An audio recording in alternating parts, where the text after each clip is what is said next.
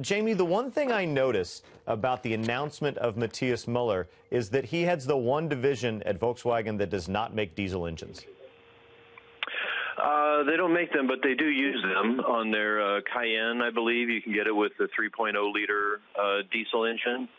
But what's really interesting to me is that, this is a brand that had been really narrowly defined as, sports cars, two-door sports cars. And under Muller's leadership and others, it's not a one-man show, but they have really expanded and moved into SUVs, not just the Cayenne, but now the Macan. That's a smaller crossover. To a Porsche lover of 30 years ago, you'd find that would be sacrilege, but that's where they're getting their growth. And that's really the kind of expansion and growth that the Volkswagen brand needs, especially for the U.S. market. And Muller is a car guy, just like Winterkorn before him, right? He was also an engineer.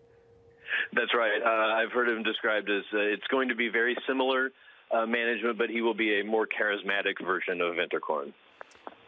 What can you tell me about managing those two families? The hardest thing to do in that empire is have good relationships with both the Porsches and the Piëchs. How good is Matthias Muller at managing the families and the shareholders? That's a little outside of my depth, but with any of these family-owned automakers, that is what it's about, right? You've got a group, in this case two groups, with two related groups, who have really absolute control. Even though they're big publicly held companies, they're very much family companies, and you see that more with Ford and Volkswagen than say with Toyota. But obviously, it's Akio Toyoda running Toyota, so we see these kinds of things, and it's delicate, it's important. And he has had, I've heard he has had a great track record of that. He is well thought of by the families.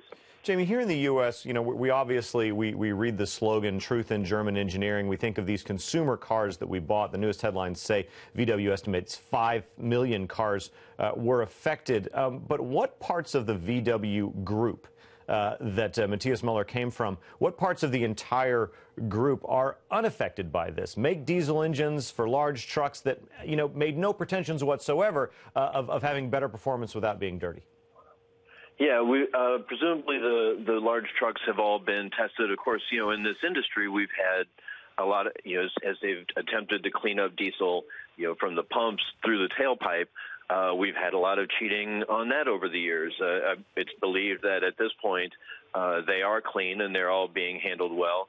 It's really hard to get a full handle on where all this goes, and that's even if Volkswagen truly knows itself the depth and breadth of it at this point. But if it's millions all around the world, maybe it's mostly the VW brand. But part of the genius of the VW group has been how they have reused parts across different brands and across their portfolio without losing the brand integrity. Audi, what's brilliant about Audi is they use so much of the common componentry that is in the Volkswagen. So you're buying a what's the equivalent of a $30,000 or $35,000 Volkswagen with a little nicer leather, a little stiffer suspension, and suddenly it's a $50,000 Audi. So that's why they make so much more money off of those, and less crossover with Porsche, but it's a really important part of their business. Jamie, do we yet have a sense of how broad in the industry this might be spread? I know that some BMWs in Germany have already failed a road test. Is this going to affect other companies? Well, there were the reports yesterday about the BMW X3 failing a test, but then they were later retracted. So it's not clear. Certainly, plenty of other companies have the capability of doing this kind of cheating, and the onus is going to be on regulators in the U.S., especially in the U.S. and California, because they've been the most intense about it to start with, but really all around the world, that they've got to test independently or separately from the original tests that they've done. We heard this from the EPA today. They're going to revise and improve their testing, because if it's too stationary, if it's too predictable, it just can be too easy to cheat. All right, Jamie Butters of Bloomberg in Detroit.